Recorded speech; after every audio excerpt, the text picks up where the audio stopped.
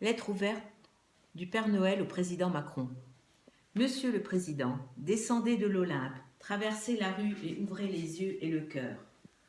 Entendez la voix du peuple français.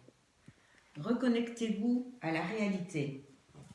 Monsieur le Président, vous n'avez pas été élu pour être à la solde des lobbies. Vous avez été élu pour réformer la France dans la justice et la transparence. Il est temps de parler vrai. Les Français sont capables d'entendre et de comprendre, mais lorsqu'on leur fait croire que la taxe carbone est destinée à la sauvegarde de la planète et que finalement seulement 20% de cette taxe est destinée au climat, où vont les 80% restants? Vous êtes un homme intelligent. Vous comprendrez donc aisément que les mesures prises ces derniers mois, vitesse à 80, contrôle technique et l'augmentation de la taxe diesel sans aucune concertation fait déborder le réservoir. Votre faute originelle est d'avoir supprimé l'ISF si tôt et si vite, alors que les mesures de réduction fiscale pour la majorité des Français tardent.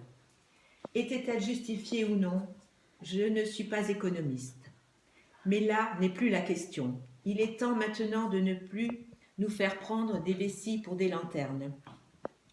Parmi vos mesures de promesses, il me semble qu'il était question de diminuer le nombre de parlementaires.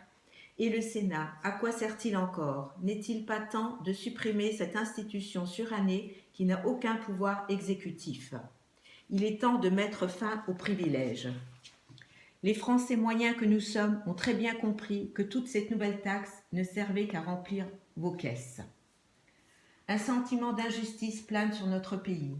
Si l'on se réfère à la lettre de Michel Onfray du 18 septembre 2018, on ne peut qu'être outré d'entendre que quelques privilégiés bénéficient de vos largesses, des individus qui ont de plus fraudé la République, l'État, donc nous, pauvres airs, qui payons nos impôts. Monsieur le Président, écoutez et entendez. Vous avez raison, des réformes sont nécessaires dans notre pays si nous voulons conserver notre modèle social qui est l'un des plus avantageux au monde, mais pas au détriment des travailleurs. La taxe sur le chiffre d'affaires des GAFA, voilà une mesure qui rapporterait de l'argent à l'État. Encore faudrait-il qu'elle soit appliquée au niveau européen. À vous d'y veiller. L'insurrection, voire la révolution, risque de démarrer. Nous donnons au reste du monde une image désastreuse. La violence n'est pas une solution. Qui va payer tous ces dégâts? Ce sont nos impôts, donc nous. Stop à la violence et au saccage. En cette fin d'année, Monsieur le Président Emmanuel Macron, pour ces millions de familles démunies, Monsieur le Président, faites-nous croire que le Père Noël peut exister.